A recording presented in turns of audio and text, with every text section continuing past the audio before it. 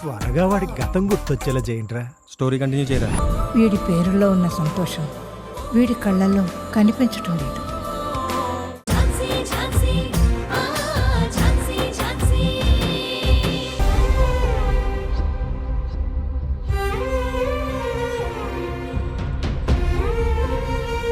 ఝాన్సీ, నువ్వు అనుకున్నట్టు ప్రియాంకతో ఎంగేజ్మెంట్ నాకు చెప్పి ఫిక్స్ చేయలేదు.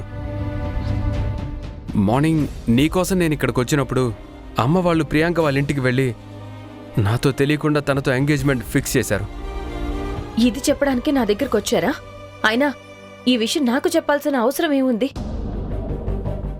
నేను మిమ్మల్ని గౌతమ్ గారు ఈ ఎంగేజ్మెంట్ మీకు ఇష్టం ఉందా లేదా అని నేనేమీ అడగలేదే. మరి అలాంటప్పుడు నాకెందుకు చెప్తున్నారు? ఝాన్సీ, ఒక్క విషయం చెప్పు, అమ్మకి నీకేమైంది? అమ్మ నిన్ను కలిసిందా? అడుగుతుంది నిన్నే ఝాన్సీ. ఒకవేళ కలిస్తే మీరిద్దరూ ఏం మాట్లాడుకున్నారు? నువ్వు నా దగ్గర ఏదో విషయాన్ని దాస్తున్నావు అనిపిస్తుంది. నీ వలన నా చిన్న కొడుకు నాకు దూరం అయ్యే పరిస్థితి రాకూడదు.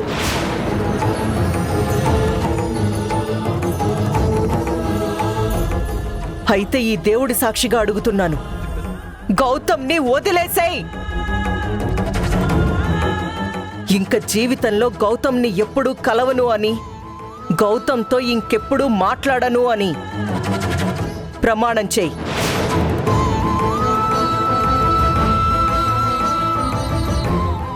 చెప్పు ఝాన్సీ, అమ్మ నిన్ను కలిసిందా?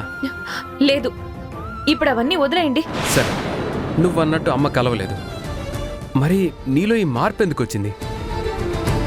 నేనైతే నా తప్పు చేస్తే నువ్వు నన్ను దూరం పెట్టినా ఒక అర్థం ఉంది. కానీ ఏ తప్పు చేయకుండా నన్నెందుకు దూరం పెడుతున్నావు? గౌతమ్ గారు ప్లీజ్ వదిలేయండి. ఝాన్సీ, నేను వదిలేయడానికి రాలేదు, కారణం ఏంటో తెలుసుకోవడానికి వచ్చాను. నాకు ఈరోజు నువ్వు నాతో ఇలా ఉండడానికి కారణం ఏంటో తెలియాలి. ఝాన్సీ, నువ్వు నన్ను ఎంతగా ప్రేమించావో ప్రేమిస్తున్నావో నాకు తెలుసు. కానీ ప్రతిసారి ఆ ప్రేమకు ఏదో ఒక అడ్డంకి వస్తూనే ఉంది. అందుకే నీ ప్రేమను బయటికి చెప్పలేక మనసులోనే దాచుకుంటున్నావు.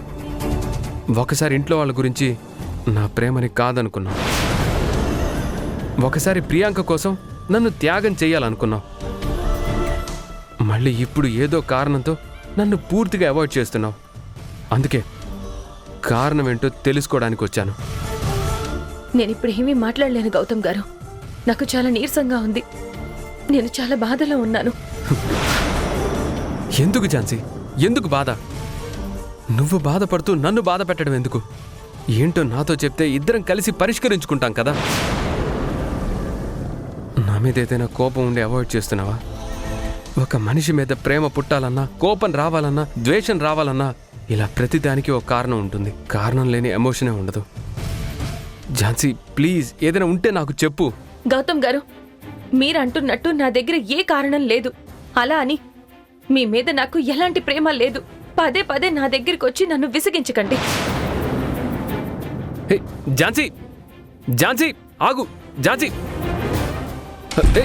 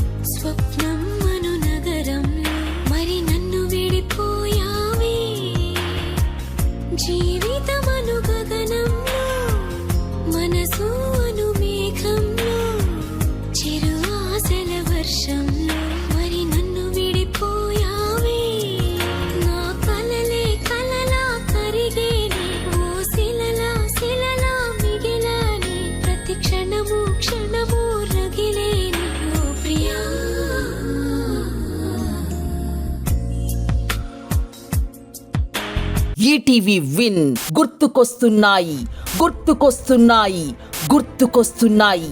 ఒక వింత సామాన్య లోకంలో జరిగే అద్భుతమైన నవ్వుల ప్రయాణంతో రూపొందిన అత్యంత చిన్నగా చేసిన అతి భారీ సిరీస్ మీ ఈటీవీ విన్లో విజయవంతంగా స్ట్రీమింగ్ అవుతోంది.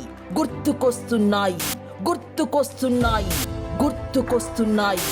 ఈటీవీ విన్ యాప్ని డౌన్లోడ్ చేసి సబ్స్క్రైబ్ చేయండి.